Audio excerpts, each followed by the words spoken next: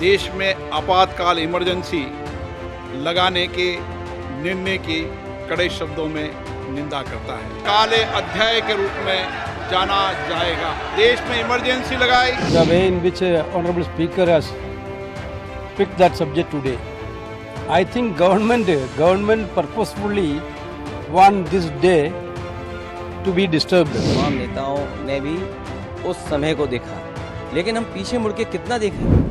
संसद सत्र के तीसरे दिन राहुल गांधी बतौर नेता प्रतिपक्ष सदन में पहुंचे थे तो शायद पिछले दिन की कड़वाहट दूर करने की मंशा लेकर आए थे। समूचे विपक्ष का रवैया भी कुछ ऐसा ही नजर आ रहा था और हुआ भी कुछ ऐसा ही। कांग्रेस ने स्पीकर पद का उम्मीदवार जरूर उतारा था, लेकिन डिवीजन नहीं मांगा और ओम बिरला स्पीकर चुन लिए गए। सुनिए जयराम रमेश क्या बता रहे हैं। मैं आपको औपचारिक तौर से कह रहा हूं, हमने डिवीजन नहीं मांगा क्योंकि हमने उचित समझा कि पहले दिन एक आम सहमति बने, एक आम सहमति का माहौल बने। एक रचनात्मक कदम था हमारा।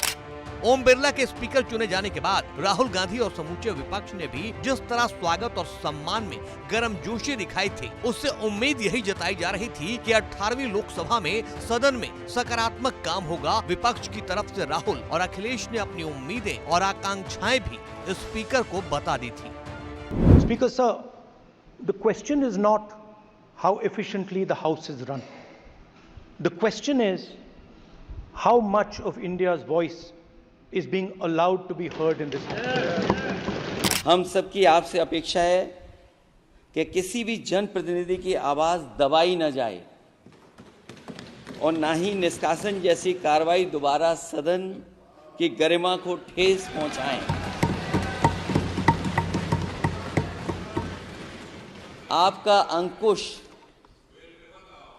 विपक्ष पे तो रहता ही है, लेकिन आपका अंकुश सत्ता पक्ष पे भी रहे। सबसे मुस्कुराकर मिलने और सबको सुनने के बाद जब पहले ही दिन लोकसभा में बोलने की बारी आई तो 18वीं लोकसभा के स्पीकर महोदय की जुबान पर इमरजेंसी का जिक्र आया, इंदिरा गांधी का नाम आया। ये सदन 1975 में देश में आपातकाल इमरजेंसी लगाने के निर्णय की कड़े शब्दों में निंदा करता है। भारत के इतिहास में 25 जून 1975 के उस दिन को हम हमेशा काले अध्याय के रूप में जाना जाएगा।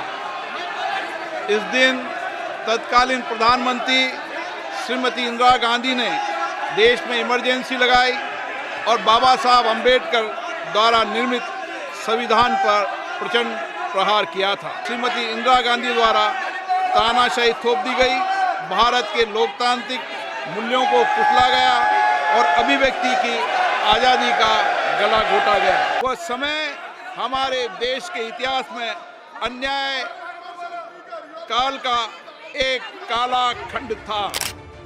लोकसभा में ओम बिरला इमरजेंसी पर जितनी देर तक बोलते रहे, विपक्षी सांसद हंगामा और शोर शराबा करते रहे। संसद के बाहर आने के बाद भी तमाम विपक्षी नेताओं ने एक सुर से इसे गलत बताया। अच्छा एटमॉस्फेयर था उधर।